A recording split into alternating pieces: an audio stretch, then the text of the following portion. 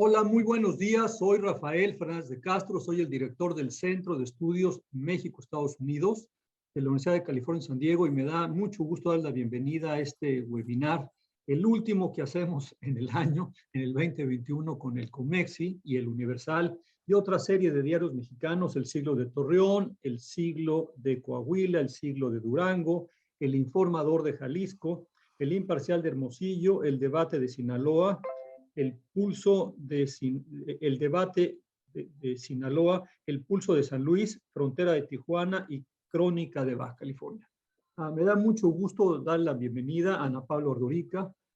Ana Paula, como ustedes lo saben, es editorialista del Universal, periodista de Televisa, es titular de un programa de Televisa y tiene un podcast que no lo dejen de seguir, Brújula. Me gusta mucho que me entreviste a Ana Paula en ese podcast porque evidentemente me doy cuenta de la preparación que siempre tiene Ana Paula para sus programas. Gracias, Ana Paula, por acompañarnos.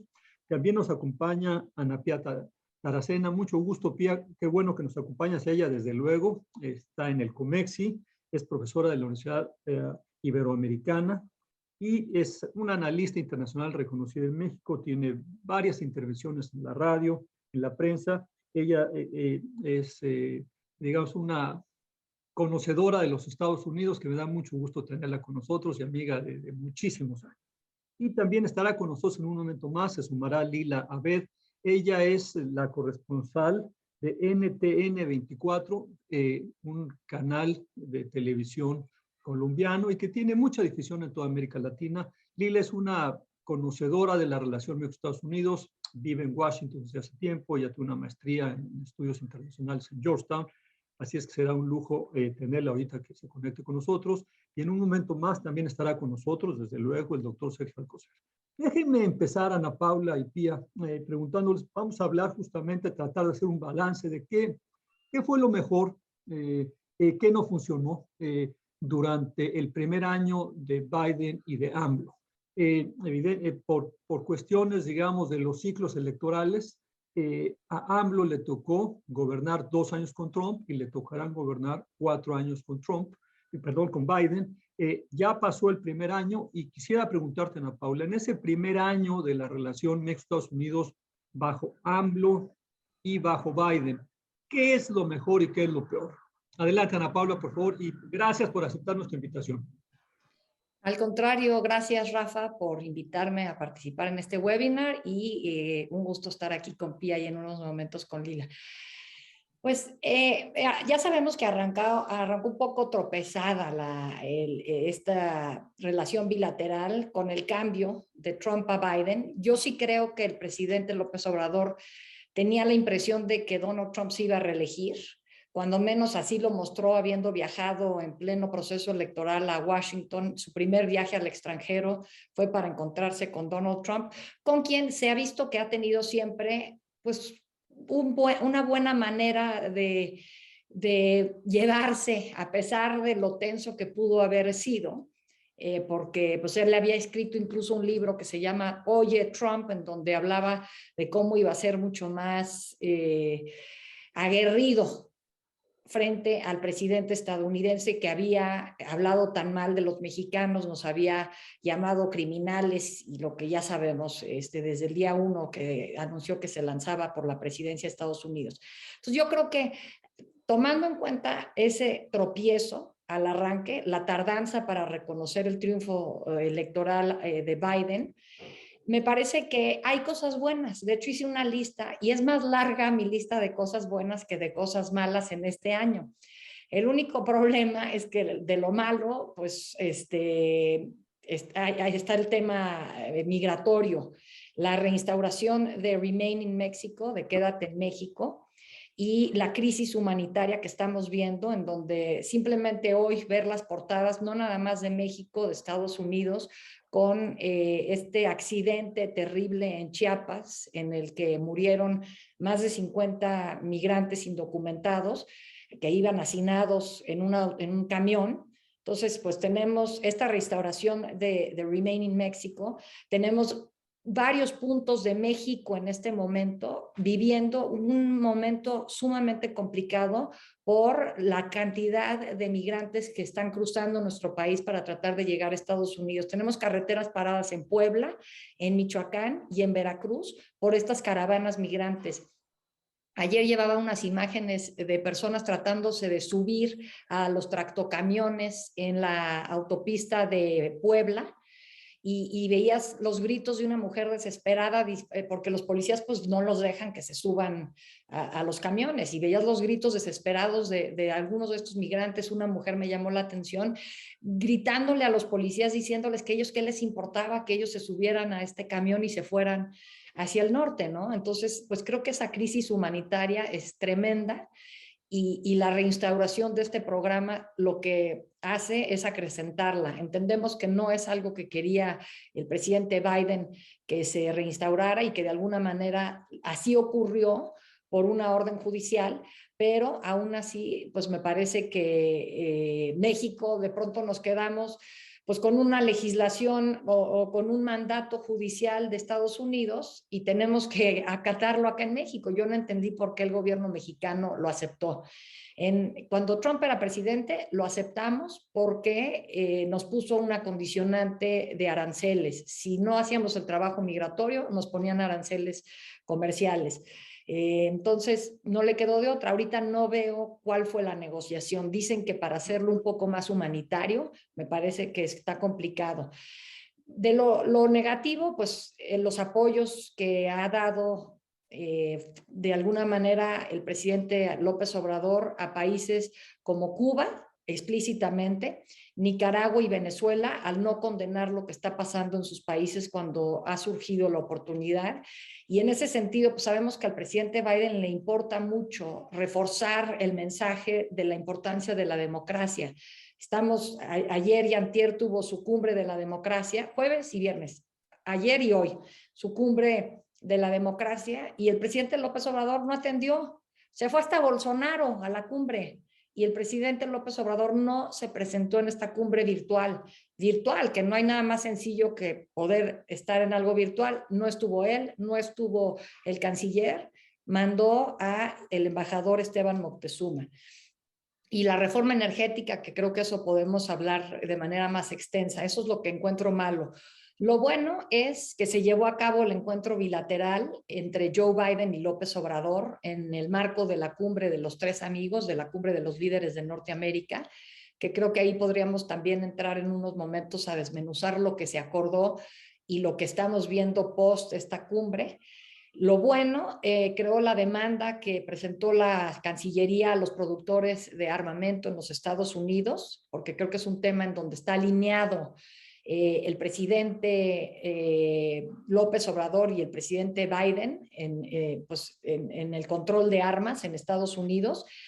La reapertura de la frontera me parece algo muy positivo. Pues ahí, Rafa, tú que vives en San Diego, sabrás la importancia de haber reabierto la frontera para las comunidades, pues en toda esta franja de 3,000 kilómetros.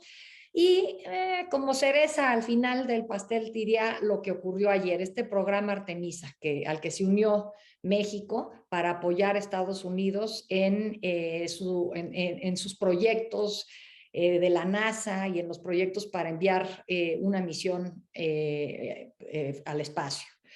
Hasta ahí arrancaría con este listado. Gracias, Ana Paula. Me parece una lista muy completa, muy bien. Te noto un poco optimista, yo soy un poco más pesimista. Yo lo veo más como una pérdida de oportunidad. Creo que Biden realmente representaba la oportunidad de profundizar la relación con Estados Unidos, de hacer un cambio importante. Y sin embargo, pues, digamos, no lo aprovechamos. Sin embargo, me parece que Andrés Manuel López Obrador ha roto no sé cómo lo veas tú, María Pía, pero yo creo que ha roto una regla de oro de toda la clase política mexicana desde que negociamos el Tratado de Libre Comercio de América del Norte, el Telecán, desde los años 90. La regla de oro es: no politice la relación con Estados Unidos. AMLO la politiza. AMLO juega mucho en las mañaneras con Estados Unidos, y me parece que ahí se pierde tiempo. Él hace política interna de la política exterior, y me parece, digamos, que Entre eso y la crisis de la frontera, la crisis de los migrantes que te referiste tú, Ana Paula, yo creo que la oportunidad del primer año se perdió. Y el año que entra entramos en un ciclo electoral en Estados Unidos donde México estará muy alejado de las preferencias de la Casa Blanca. ¿Tú cómo ves las cosas, María Pía? Y gracias por Bueno, acompañarnos. sí, gracias a ustedes por la invitación, a Sergio, a ti, Rafa. Es un gusto para mí estar con Ana Paula, con Lila más tarde, con el querido centro de San Diego, que ahí también hice un seminario de verano, entonces es como mi casa también. Así Claro que que sí. muchísimas gracias por la invitación. Y sí estoy de acuerdo totalmente contigo en este excelente listado que nos da Ana Paula. Creo que aquí podemos ver que hay una buena voluntad de Estados Unidos, de Biden, a pesar que al principio, como bien han dicho aquí, AMLO no lo reconoce inmediatamente y eso podía generar obviamente cierta tensión. Creo que lo que ha hecho Estados Unidos es tender puentes, no sé si ustedes lo vean ahí, porque finalmente siempre ha mandado a la caballería mayor a tratar de estrechar los lazos con México. Lo veíamos desde la visita de Kamala Harris, cuando viene para a fortalecer, digamos, el programa que se va a hacer hacia Centroamérica. Lo vemos también con las visitas que han tenido el secretario Blinken, el secretario Mayorkas, e incluso también lo vemos en el tema de migración, como que se ha desdibujado bastante Kamala Harris, pero digamos que siento que está tendiendo puentes. No sé si es una forma como de medir a México en este primer año, que en realidad pues parece que Biden lleva más de un año en la presidencia. A veces yo tengo esa sensación por todos los acontecimientos que están pasando.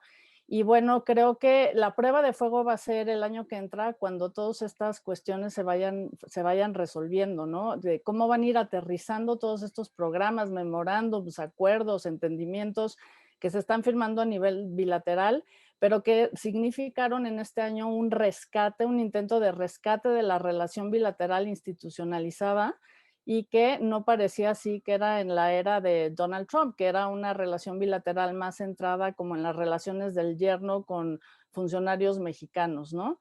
Sí estoy muy de acuerdo que pues sí parecía que Biden, sobre todo, aunque no le caiga muy bien López Obrador, está haciendo las cosas más profesionales hacia México.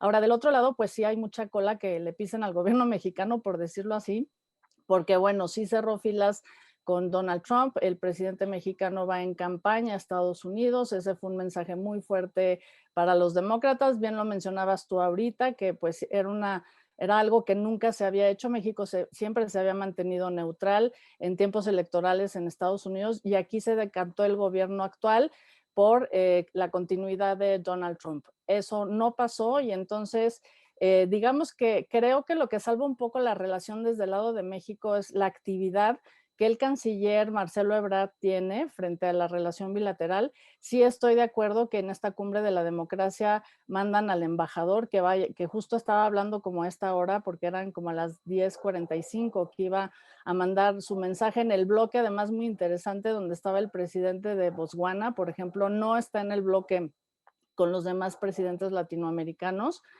Y eso creo que también, pues, no sé quién arregló esa lista, pero puede ser un mensaje interesante, ¿no? Aquí el punto, y si quieren lo podemos platicar más al rato, es cómo todas estas buenas intenciones de crear estos aspectos de cooperación pueden bajar realmente a la realidad. Realmente la prosperidad se va a construir con estas inversiones en Centroamérica. Realmente el programa Remain in Mexico sirve para modificar las cosas de la migración.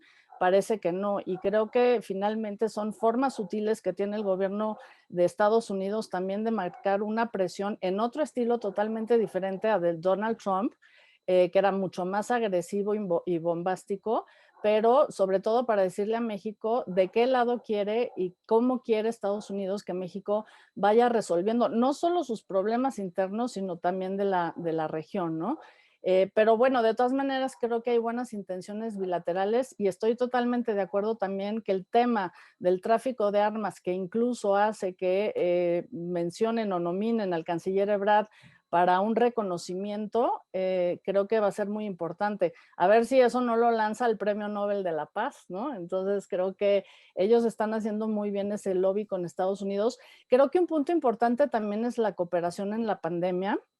Estados Unidos nos ha mandado como 10 millones de vacunas y creo que eso también marca en términos positivos esta parte de la cooperación, pero todos sabemos que Estados Unidos siempre ha tenido esta tendencia, digamos, hablo en términos generales, de lanzar estos ámbitos de la cooperación, pero siempre está el peligro de medidas unilaterales, de presiones vía la prensa y bueno, ahora como bien decías tú, el año que entra es año electoral, entonces sí la cargada republicana, no solo contra la administración Biden, sino contra México, lo que sucede en la frontera, pues sigue siendo la piñata política de los republicanos. Hoy en la mañana veía una caricatura que está una gráfica en donde Trump está como subiendo la gráfica y que tiene 38% de popularidad, mientras que Joe Biden lo ponen dormido en su 42%, ¿no? Entonces, creo que las cosas sí se van a complicar bastante el año que entra y sobre todo lo que está a prueba es que estos términos de la cooperación bilateral realmente funcionen o cómo van a funcionar, ¿no? Entonces, yo sí creo que hay una presencia más intensa del propio presidente, es importante. Gracias, Rafa. Lila, a ver, tú estás en Washington. ¿Qué es lo mejor y qué es lo peor del primer año Biden-AMLO? Rafael, primero que nada, muchas gracias por la invitación. Un saludo a todas mis compañeras. Es un honor estar aquí con ustedes y una disculpa por haberme sumado unos minutos tarde. Pero llegaste perfecto, te tocaba en este momento. Bueno, Así es que, qué bueno, porque andaba toda nerviosa, pero les agradezco mucho la invitación, muy honrada de estar aquí. Primero que nada, me gustaría enfocarme en las promesas que ha hecho el presidente Biden a nivel internacional en materia de política exterior. Creo que se ha cumplido con muchas de las promesas electorales que lanzó cuando fue candidato en las elecciones de 2020. Primero se había comprometido a reintegrarse al Acuerdo de París y me disculpo si ya se platicó, se mencionaron estas cosas, pero reintegrarse al Acuerdo de París, al igual que la Organización Mundial de la Salud. Terminó con la guerra en Afganistán, por más caótica que fue la retirada este pasado 31 de agosto, lo cual fue criticado en el sentido de que sus aliados europeos de la OTAN, que si bien es cierto, el presidente Biden quiso darle un giro de 180 a la política de su antecesor que se llevaba con Estados Unidos primero, el presidente Joe Biden se ha comprometido a regresar al multilateralismo, a fortalecer las alianzas estratégicas con sus socios alrededor del mundo y desde luego que los miembros de la OTAN forman parte de una estrategia de seguridad fundamental para Estados Unidos. Y en relación a la salida caótica de Afganistán, los socios internacionales de Biden le habían pedido que si le daban un poco más de tiempo para retirar a sus tropas internacionales, el presidente Joe Biden mantuvo la fecha límite del 31 de agosto y esto causó fricciones con sus socios europeos. Eso lo menciono por un lado, pero también en materia de cambio climático, que fue uno de los pilares y es uno de los pilares del presidente Joe Biden a nivel internacional. Hemos visto cómo en las reuniones del G20, al igual que en la cumbre por el cambio climático en Glasgow, el presidente Joe Biden se comprometió a reducir los gases de efecto invernadero a cero netas para 2050. Pero creo que en grandes rasgos, creo que ha tenido muchos aciertos a nivel internacional. No ha podido llegar a un acuerdo nuclear con Irán. Se están llevando a cabo la 7ª ronda de negociaciones. Es importante señalar que se habían pausado durante casi 4 meses. Y lo interesante, Rafael, a mi parecer, de esta 7ª ronda es que ahora se integra el nuevo líder de Irán, que es ultraconservador, y esto también pues ha traído unos desafíos para llegar a un acuerdo con Estados Unidos, pero esto todavía está por verse. Al parecer no van a llegar a un acuerdo en el corto plazo. Entonces, en cuanto a materia de política exterior, creo que sigue enfrentando el gran desafío que es Rusia y China. En un discurso de política exterior en febrero pasado, el mandatario estadounidense pues dijo que la gran batalla a nivel internacional es ideológica, es decir, la democracia contra la autocracia. Y justamente se está llevando a cabo, hoy se termina la cumbre virtual por la democracia, que era otra promesa electoral del presidente Joe Biden, donde ha juntado a más de 110 países, representantes de la sociedad civil, académicos y expertos, para justamente tratar de fortalecer a las democracias a nivel internacional y enfrentar a las autocracias lideradas, como lo dije, principalmente por Rusia y China. Ahora, en temas migratorios, creo que aquí es el gran desafío y creo que es aquí a donde los demócratas pueden perder su mayoría débil en el Congreso en las elecciones intermedias del próximo año. A pesar de que el presidente Joe Biden dijo que iba a implementar una política migratoria más humana, más digna, desafortunadamente ha tenido que mantener ciertas medidas de su antecesor, las cuales había criticado abiertamente en el pasado, como el título 42 que impuso el expresidente republicano con el pretexto de la crisis sanitaria para poder deportar de manera inmediata a los migrantes. Y debido a un fallo, bueno, más bien a dos fallos de cortes en Texas y Missouri en agosto pasado, la cual llegó hasta la Corte Suprema, ahora le exigió al presidente Joe Biden que reimplemente el polémico programa de Permanece en México, el cual pues entró en vigor este lunes pasado, y ahora pues la gran estrategia migratoria del presidente Biden, irónicamente, se ha convertido en grandes rasgos en las de Trump. Entonces, aquí concluyo, pero creo que el gran discurso o el arma política que va a utilizar los republicanos en las próximas elecciones va a ser justo la crisis fronteriza y migratoria, para decirle a la Casa Blanca que gracias a las políticas de Donald Trump, como el título 42, como el Permanece en México, se ha frenado de cierta forma al flujo migratorio proveniente, sí, mayoritariamente de Centroamérica, pero también ya están llegando migrantes de Venezuela, de Nicaragua, de Haití, de otros países que están sufriendo crisis, y va a ser muy difícil que la Casa Blanca pues diga que sí impulsó una reforma, una política migratoria distinta a la de Trump, porque siguen vigentes pues dos medidas muy importantes de su antecesor. Aparte que la reforma migratoria está estancada en el Congreso de Estados Unidos, no se ha podido regularizar a los 11 millones de indocumentados que residen en Estados Unidos. Entonces, creo que con eso me enfoco en política exterior, en migración. Obviamente ha tenido aciertos en el tema de COVID-19, varias trabas en el Congreso de Estados Unidos, está estancado su plan social y climático en el Senado de Estados Unidos, pero vamos, se aprobó su plan de rescate en marzo pasado para apoyar a las empresas pequeñas y a los estadounidenses que estaban sufriendo las consecuencias de la pandemia de COVID-19, Rafael. Gracias, Lila. Nos dejas mucha información y gracias por darnos este panorama internacional. Ana Paula se había concentrado más bien en lo bilateral y digamos, te noto un poco optimista. Yo creo que la salida de Afganistán fue demasiado caótica. Creo que era necesaria. Además, lo había dicho, nos vamos a salir y se salió. Pero, en fin, creo que le ha costado muchos puntos. Creo que, y ahí sí lo mencionaste, el tema, digamos, de la dificultad de negociar con Irán. No está fácil la negociación, y menos con el nuevo equipo de gobierno. Y me parece que le está costando muchos puntos. En fin, pero en todo caso, vamos a sentarnos, si les parece bien, un momentito en el tema migratorio. Ana Paula decía, bueno, ¿por qué México acepta quédate en México? Me parece, Ana Paula, que nos lo imponen, el quédate en México, y me parece que es muy sencillo de entender.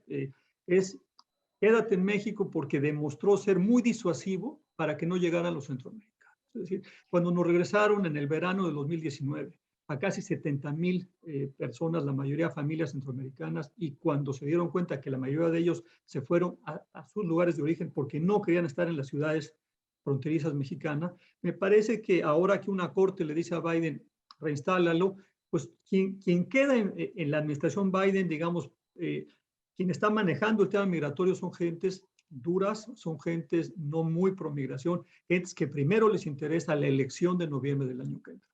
Entonces, me parece que nos lo imponen, Ana Paula, pero en todo caso, mi pregunta sería, ¿qué hacer en el tema migratorio?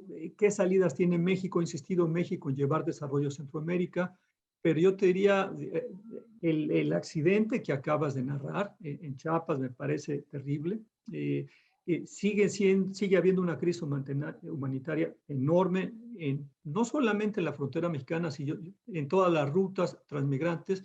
¿Qué podríamos hacer, Ana Paula? ¿Por qué no hacemos una ronda en el tema migratorio? ¿Qué podemos hacer? ¿Cómo ven las cosas? ¿Qué tanto fracasos para Biden? Esto yo siento que Biden llegó con muy buenas intenciones, pero al cambiar la narrativa, pues los polleros, los coyotes, él le dio la mano a los migrantes y los polleros le tomaron el pie y se creó la crisis en la frontera que ha literalmente absorbido todo el oxígeno de la relación bilateral. Estamos en crisis y eso no permite profundizar la cooperación en otros temas. Yo por eso me siento más negativo. Pero adelante, Ana Paula, ¿qué podríamos hacer en el tema migratorio? ¿Qué avisoras? ¿Qué tanto le va a costar políticamente a Biden esta crisis en la frontera? A ver, rápido, nada más quería comentar que me parece que no nada más, a lo que decías antes de que empezara a hablar Pía, no nada más politizó Andrés Manuel López Obrador la relación, me parece que también la ideologizó, le metió la ideología adentro, ¿no? Entonces trae su tema de el nacionalismo, mal concebido desde mi punto de vista. Y creo que esto viene en un momento en donde, dadas tantas crisis que hay, desde el reto China y Rusia, las cadenas de suministro rotas, todo lo que implica la pandemia, México tiene una enorme oportunidad en este momento en la relación bilateral y me parece que por este componente ideológico se está desperdiciando la oportunidad. Y para ligarlo con la migración, con lo que comentabas, Rafa, creo que es una crisis tan grande que no es única de la región de Norteamérica. Estamos viendo estas crisis en Europa, en Medio Oriente. O sea, es una crisis gravísima. Y México, de ser un país que hemos estudiado esto y hemos escrito artículos de esto juntos, Rafa, de ser un país que expulsaba migrantes a Estados Unidos y el reto era cómo lográbamos que se legalizara el mayor número de migrantes en Estados Unidos. Ahora el reto es doble, porque es tratar de pensar en los mexicanos que ya están en Estados Unidos y además tratar de pensar en México como un país de cruce. Entonces, pues yo creo que lo primero que nada es que México tiene que asumirse que somos vecinos de esta enorme potencia que está en crisis interna en un momento de crisis global. Y en ese sentido, México tiene que ser la solución a muchos problemas. Y si nos asumimos como eso, pues creo que podríamos empezar a pensar en buscar un mejor camino para el tema migratorio.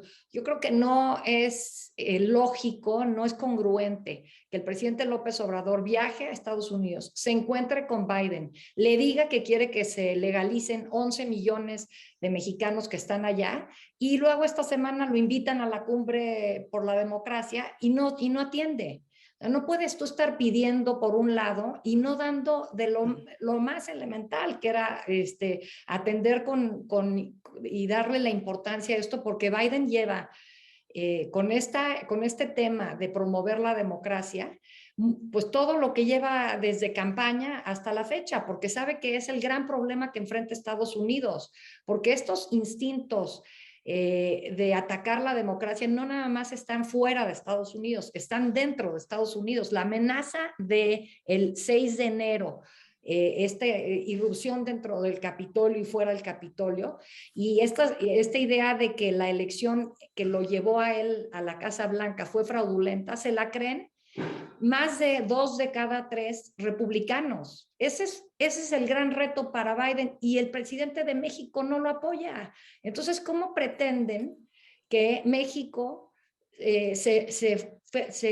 vislumbre como parte de la solución a este enorme problema que es el migratorio, si en lo sencillo no apoyamos? El presidente López Obrador quiere como solución al tema migratorio que Estados Unidos financie el programa Sembrando Vida y Jóvenes Construyendo el Futuro en el Triángulo del Norte, en los países del Triángulo del Norte, pues tiene que dar algo a cambio. Entonces, esa es la parte. O sea, creo que es un problema complejísimo el migratorio.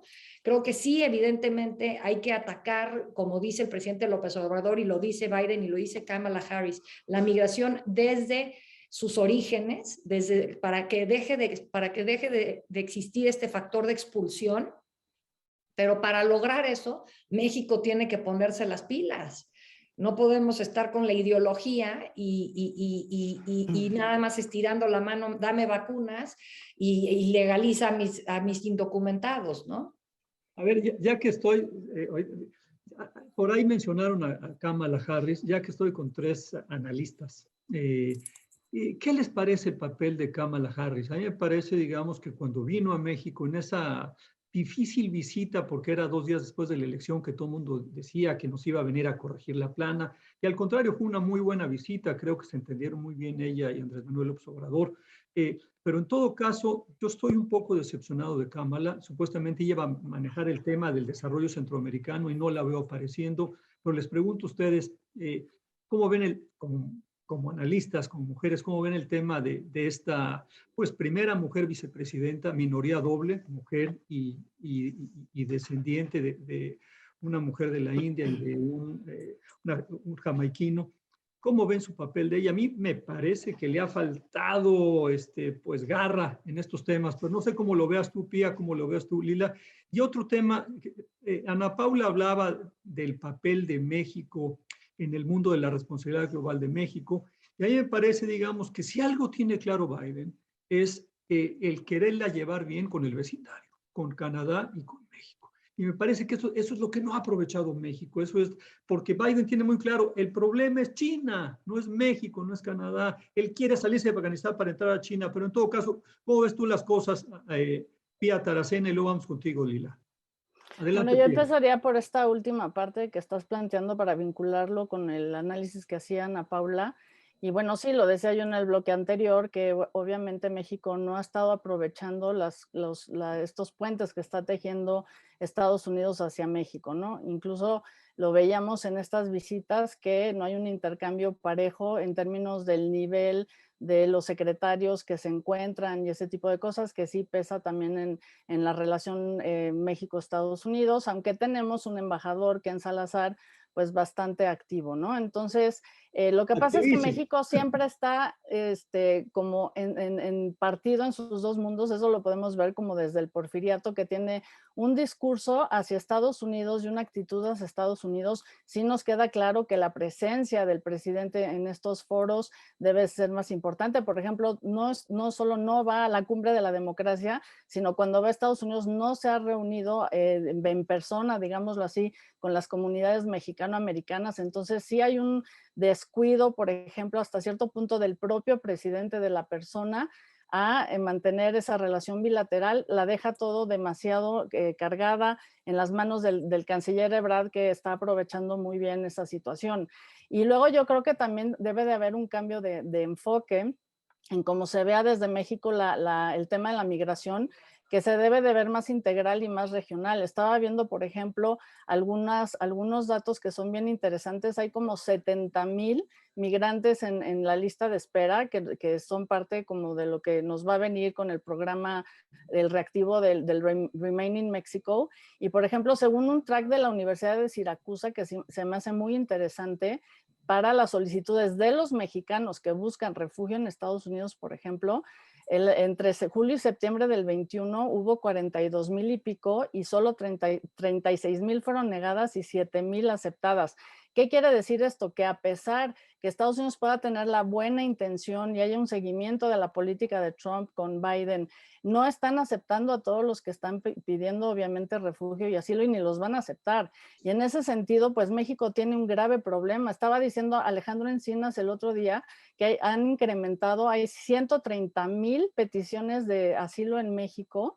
¿Y cómo vamos a absorber todo eso, no? Eso es impresionante cuando tienes una Conmar que tiene como el mismo presupuesto, el mismo personal que otras épocas en donde esto no sucedía.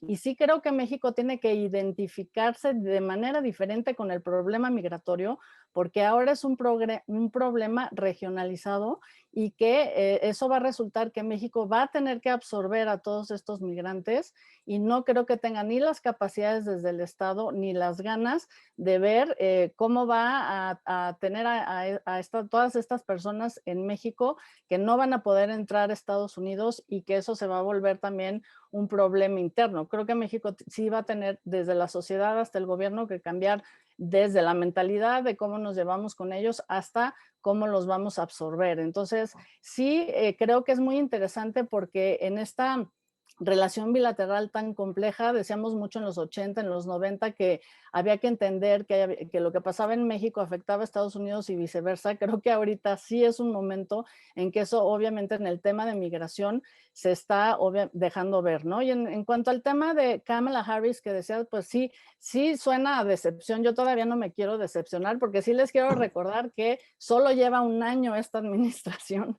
aunque ya parece que son muchos. Entonces espero que en estos 3 años repunte, pero sí, pues parece ser que no solo es que se haya desdibujado en los temas de migración y hacia Centroamérica, sino que también se ha desdibujado un poco dentro del propio gabinete. Ayer la veíamos con esta propuesta Artemisa, pero al parecer hay muchos problemas dentro de su propia oficina de cómo articulan la relación con, digamos, entre burocracias, y creo que eso lo ha afectado muchísimo.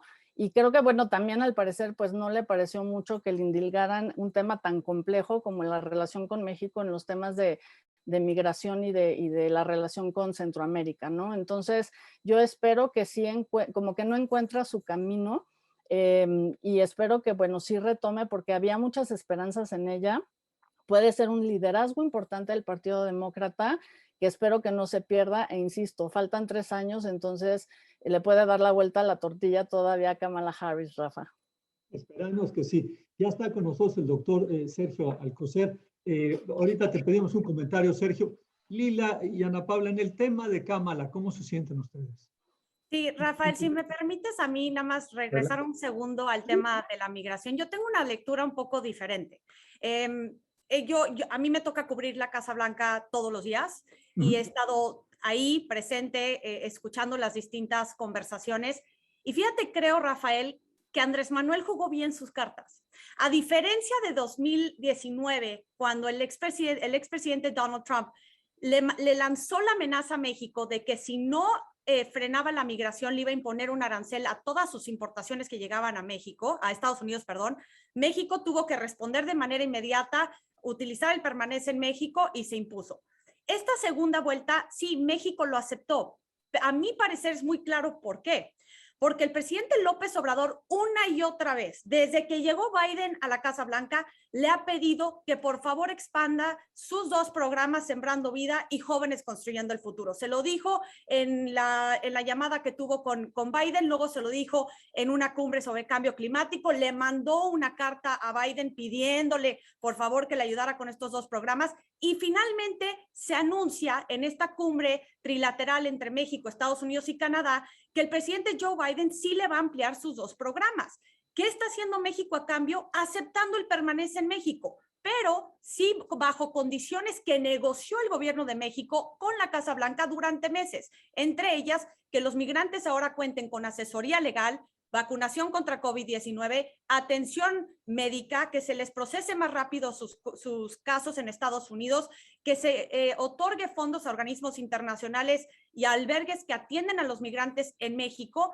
Entonces, de cierta manera, a mi parecer, creo que el gobierno de México entendió una situación de coyuntura política en Estados Unidos, que se abrió una ventana de oportunidad para México de pedir algo a cambio de otra cosa, el famoso quid pro quo. De aquí a las elecciones del 2022, Joe Biden sí o sí tiene que frenar la migración, de alguna u otra manera, porque si no, no va a poder retener la mayoría débil que tienen los demócratas en ambas cámaras del Congreso, y sabe que los republicanos le van a pegar en el tema migratorio. Entonces, tenía que hacer algo para frenar la migración. Creo que en este sentido, México entendió lo que estaba pasando, se le otorgó la expansión de sus 2 programas. Joe Biden no tenía otra manera de hacerlo, salvo pidiéndole a la cooperación de México. Si te das cuenta, el gobierno de Estados Unidos le ha hecho señalamientos de medidas antidemocráticas a Nicaragua, a Venezuela, a Cuba, a Bolivia, a El Salvador, pero jamás ha cuestionado una de las medidas antidemocráticas del gobierno de la Cuarta Transformación. Y eso también tiene un porqué. porque en estos momentos Estados Unidos necesita la cooperación de México para que la Casa Blanca retenga el poder y que Joe Biden no tenga un Congreso opositor durante los últimos 2 años de su mandato. Ahora, estos llamados que hace México de que vamos a reemplazar a la OEA y hacer un bloque izquierdista y la ideología que mencionaba Ana Paula, eso no le importa tanto a Estados Unidos. La verdad, hay otros focos rojos mucho más importantes, pero hay algo que sí le importa a Estados Unidos y es la creciente influencia de China en la región.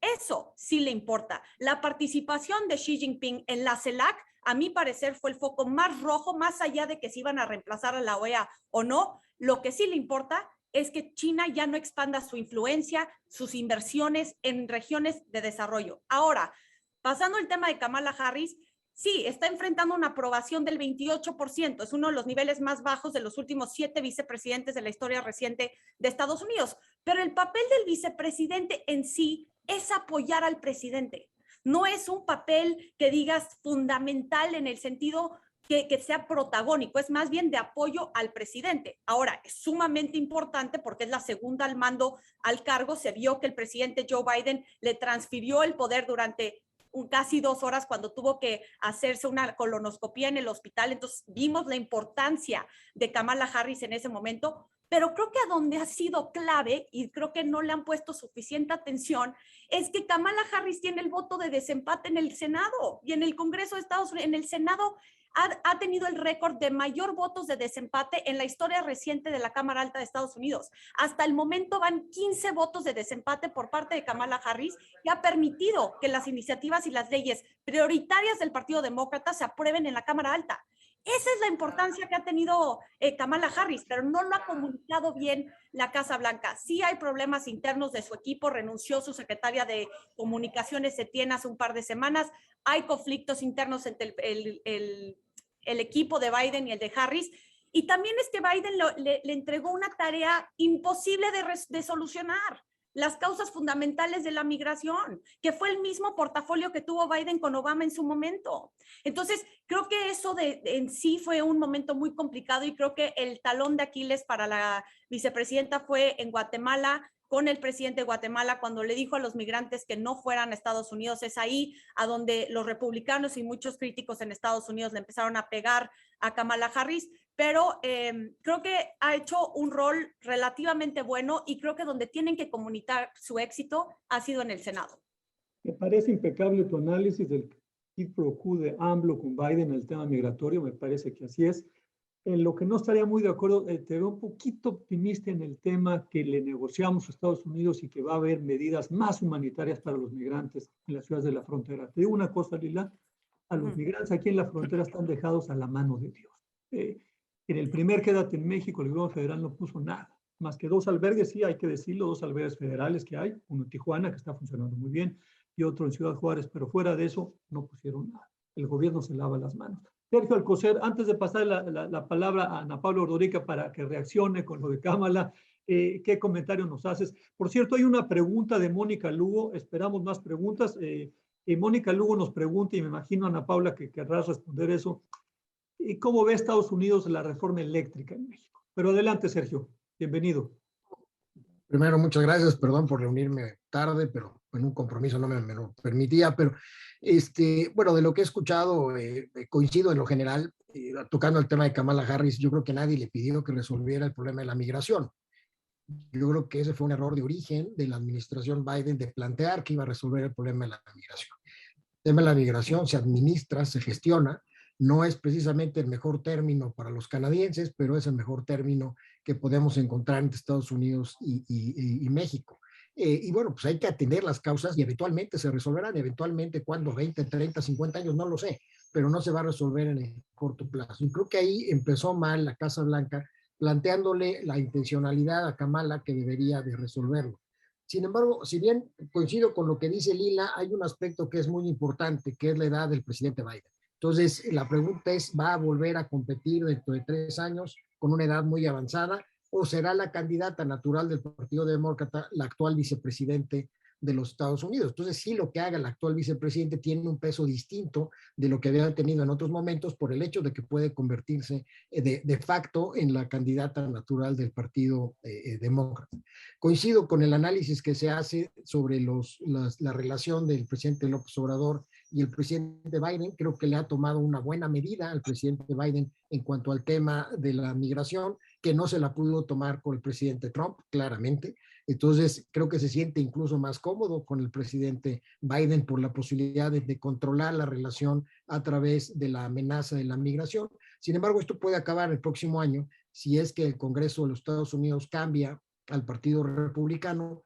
Pues Biden primero tendrá que tomar una posición mucho más central, ha tenido una posición más de centro-izquierda, y hay quien dice pues, que está rodeado de hippies y de promotores de los sindicatos, tendrá que tener una posición un poco más hacia el centro, y eso le va a llevar que también él modere sus posturas, cambie sus posturas frente a México. Ahorita ha sido muy funcional para el gobierno de México, dado que el tema migratorio pues le impide al gobierno americano tener una opinión más visible sobre la reforma energética o cualquier otro de los temas que puedan ser o que hubiesen sido controversiales en otro momento. Es una relación sin duda, como siempre, compleja y crecientemente, digamos, con tensiones, pero al mismo tiempo, pues creo que los dos gobiernos lo han venido manejando bien, cada uno con sus lógicas, y cada uno además hablándole a su propio electorado. El presidente López Obrador hablándole a su electorado con la reunión de la CELAC, y el presidente Biden hablándole a su electorado con el control de la migración.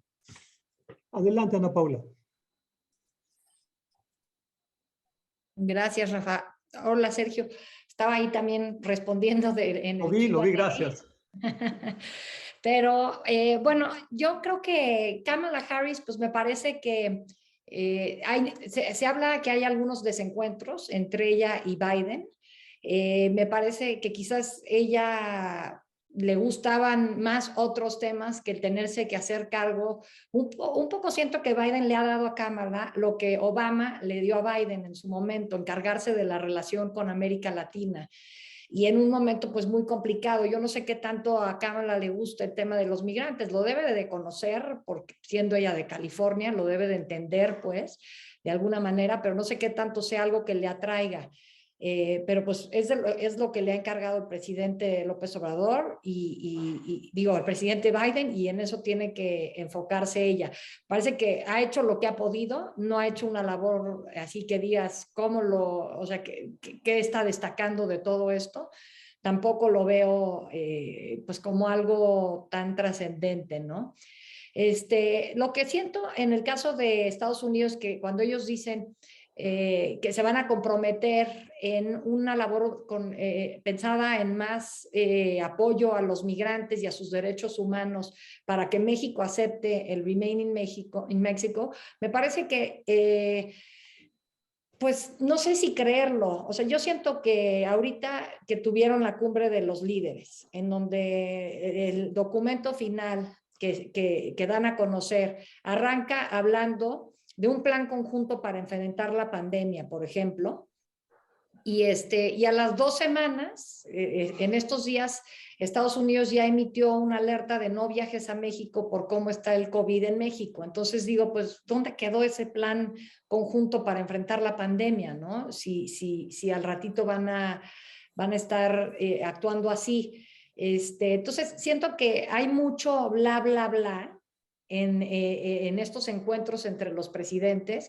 Creo que Biden es un político que le sabe muy bien a la diplomacia y la utiliza para que evidentemente pues no veamos las tensiones que, por ejemplo, se veían cuando se encontraba Donald Trump con Trudeau o Donald Trump con Angela Merkel. No está pasando eso, pero de todas maneras creo que Biden está haciendo político con López Obrador. No, se ve que no es santo de su devoción, que lejos de ofrecer soluciones le genera problemas a un Estados Unidos que tiene su mente pues en los problemas internos, que no son menores, y en los problemas externos, enfocados más bien en lo que ya decíamos, en China y en Rusia. Y por eso yo decía que México tiene que ser parte de la solución y creo que hay unas cosas tan sencillas en donde México podría participar. Ahorita que Estados Unidos tiene toda esta bronca con las cadenas de suministro, el mundo entero la tiene, pero en Estados Unidos Biden está tratando de ver cómo enfrentar esta ruptura en las cadenas de suministro, en donde ya dijeron que los puertos de California, que son los 2 puertos más importantes de Estados Unidos, ahora van a estar abiertos y trabajando 24/7. Pues México tiene puertos importantísimos y tiene mano de obra para que tengan quien maneje sus camiones con las mercancías. Y no estamos tratando de resolver esto, lejos de decir, oye, aquí tenemos el puerto de Lázaro Cárdenas en Michoacán y tenemos el puerto en Altamira, en Tamaulipas, para lograr que se desfogue un poco los problemas que tiene el tercer puerto más importante de Estados Unidos, que está en Georgia, en lugar de tratar de ofrecernos nosotros como una solución para esto, que nos beneficie a ambos. Tenemos las vías bloqueadas en Michoacán y no se hace nada al respecto. Y entonces eso a mí me frustra mucho porque creo que son pocos los momentos en donde México tiene tanta oportunidad para aprovechar una crisis y ya ven que dicen que no hay nada peor que dejar que se desperdicie una crisis y eso es lo que está haciendo México en este momento. Entonces eso me frustra muchísimo. Gracias, Ana Paula.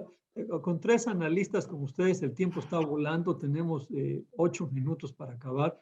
Yo les preguntaría hacia futuro, y te incluyo a ti, Sergio, desde luego, por favor, opina también, por favor, hacia futuro. Le quedan 3 años a AMLO y a Biden. Lila, ¿qué se puede lograr en esos 3 años? Si tú fueras la asesora de Andrés Manuel López Obrador o de Biden, ¿qué les dirías? ¿Cuál es la 1, las 2 o las 3 cosas que hay que hacer? Si dice 5, pues ya no se cierran, ya no son prioridades, pero ¿cuáles serían esas prioridades? ¿A dónde habría que apostar al futuro? No hemos hablado del TEMEC, por cierto. Me parece que un acuerdo clave que todavía tiene ciertas incertidumbres en el tema laboral, en el tema reglas de origen, en el tema de la famosa cláusula 11, digamos, de los 6 años. Pero en todo caso, Lila, te pregunto, ¿cuál es el consejo que le das o a AMLO o a Biden y cuáles son los temas importantes en los próximos 3 años?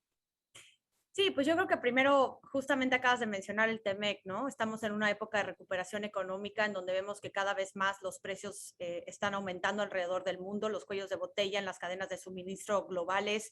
La inflación en Estados Unidos está alrededor de 6.2, 6.3%, en México está creciendo al 7%. Entonces, a lo que voy es que una de las oportunidades que existe es justamente el que tenemos un tratado de libre comercio con México, con Estados Unidos y con Canadá, que nos abre un mercado norteamericano donde pueden fortalecer sus cadenas de suministro, tratar de homologizar, de hacer un cierta hacer que los protocolos estén estandarizados de tal manera que haya un flujo de productos, que no haya pues cuellos de botella en los puertos marítimos, que los productos puedan fluir de mejor manera para que los consumidores puedan comprar productos a menores costos. Obviamente esto también está atado a cuestiones globales que van más allá de América del Norte, pero creo que en cuestiones comerciales México tiene pues una oportunidad tremenda siempre y cuando cumpla con las disposiciones del tratado, porque estamos viendo que está violando ciertas disposiciones, entre ellas con la reforma energética, particularmente con la reforma eléctrica, que viola pues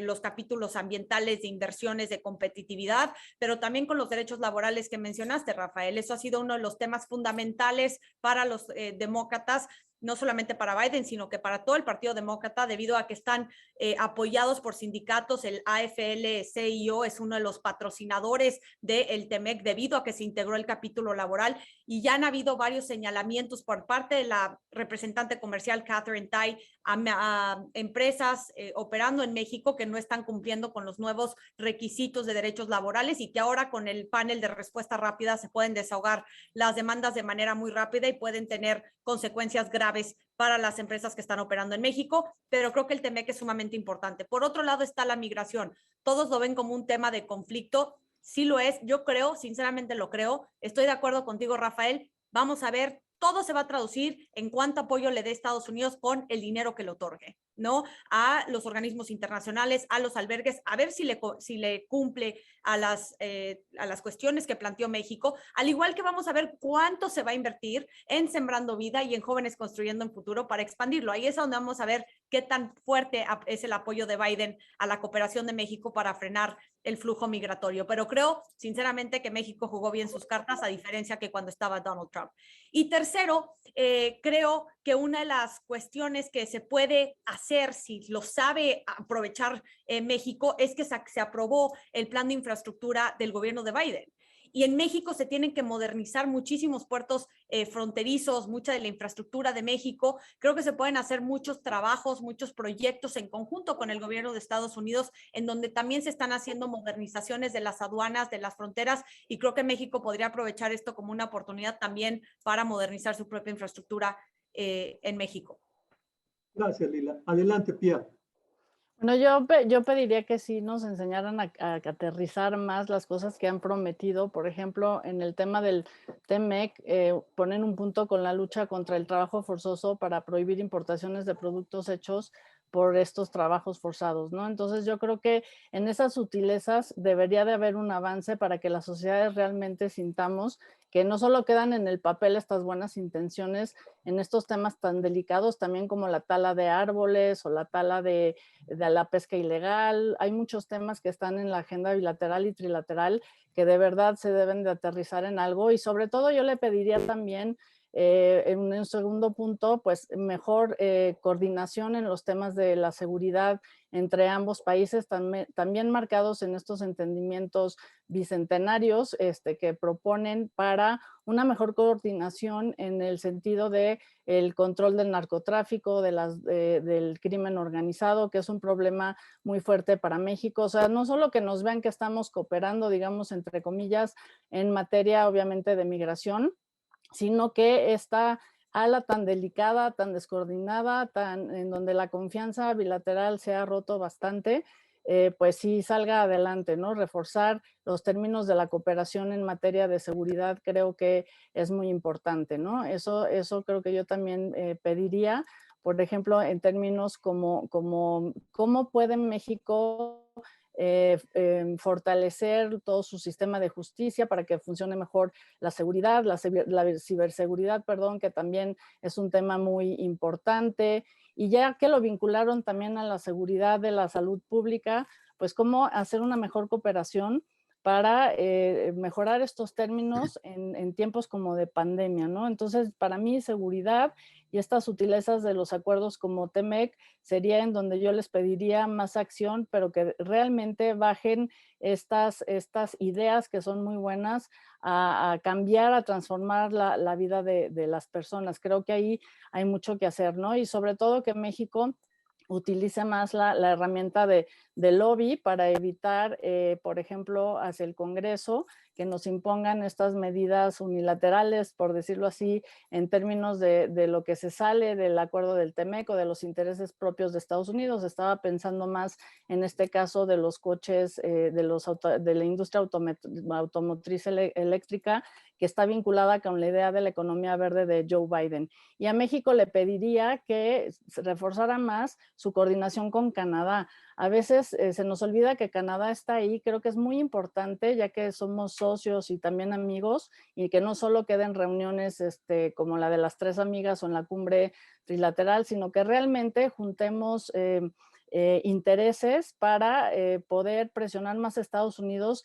ahí donde nuestros intereses sean comunes, ¿no? Canadá y México. Y entonces esa es otra forma también de regionalizar los problemas. Yo lo vería por ahí, Rafa. Gracias, Pía. Ana Paula, y luego le paso la palabra a Sergio para que cierre el webinar. Quiero agradecerle al Universal, al Siglo de Torreón, el Siglo de Coahuila, el Siglo de Durango, el Informador de Jalisco, el Imparcial de Hermosillo, el Debate de Sinaloa, el Pulso de San Luis Potosí, Frontera de Tijuana y Crónica de California por acompañarnos. Adelante, Ana Paula, y cerramos contigo, Sergio. Bueno, yo diría que lo primero sería que México, si yo fuera asesora del presidente López Obrador, le diría, tenemos que cooperar en materia de medio ambiente con Estados Unidos ahorita. Es un tema que trae Biden muy en el centro, y es un tema que traería una derrama de inversión y de dinero y de trabajo y de infraestructura para México sin precedentes, pero de nueva cuenta es una oportunidad que estamos desperdiciando por ideología. Creo que eso sería lo primordial. En materia migratoria me parece que se cruza el tema de inseguridad. Se sabe, hay reportajes excelentes donde vinculan cómo todas estas caravanas de migrantes están generando un ingreso adicional para grupos organizados como los Zetas en México, y el hecho de que estemos que no estemos lidiando con la seguridad como se debe está teniendo un efecto dominó en la migración, que creo que sería la segunda y tercera cosa, o sea, juntaría una mejor manera de lidiar con la inseguridad, nada de que abrazos y no balazos, y para que eso ayude un poco a desfogar el problema tan grave y humanitario que representa la crisis migratoria. Gracias, Ana Paula. Adelante, Sergio, por favor. Bueno, pues muchas gracias. Primero que nada, de nuevo agradecer a tres mujeres tan talentosas y conocedoras como Ana Paula, Lila y Pía por su confianza para estar con nosotros. Y yo diría dos cosas. Pues en caso de asesorar al presidente López Obrador, partiendo de la base de que te va a hacer caso, lo cual creo que ya es probabilidades 0.0001, claro, es que haga énfasis en competitividad. Y esto tiene que ver en todos los aspectos de la competitividad, como se ha señalado, infraestructura, energía, etcétera, etcétera, y un tema de los vehículos eléctricos y los estímulos fiscales, créditos fiscales que se está discutiendo, pero creo que el tema de la competitividad para México es central, por supuesto, con lo que ha mencionado Ana Paula. Y por otro lado, en el caso del presidente Biden, yo le recomendaría que prestara mucha atención al trabajo que se está desarrollando de manera deliberada o no, de disminución o de debilitamiento de las instituciones democráticas en México. Creo que cuando los dos presidentes hablan de democracia, entienden cosas distintas. Uno entiende más una democracia electoral, el otro entiende una democracia liberal, en donde los conceptos de transparencia, rendición de cuentas, libertades en todos los ámbitos está implícito, no necesariamente es lo que se entiende igualmente en México. Creo que ahí hay un aspecto que el presidente Biden debiese tener más presente sobre la relación con México. Gracias, Sergio. Pues ahora sí que vamos a continuar, las vamos a volver a invitar porque esto se fue rapidísimo. Te agradezco enormemente, Lila, ya lo hizo Sergio, Ana Paula y Pía. Extraordinario análisis. Gracias por compartir con nosotros su pasión por estos temas, su inteligencia y claramente su conocimiento. Muy, muy bien. Las felicito. Les mando un abrazo a los tres. Gracias, Sergio. Es el último webinar que hacemos en el año, pero arrancamos otra vez. En enero. En enero, así es que, y las vamos a invitar, va a ser un año muy intenso en la relación bilateral con elecciones de medio término en los Estados Unidos. Un abrazo. Gracias. Feliz fin de semana y felices fiestas. Gracias, felices fiestas. Gracias. Bye. Gracias.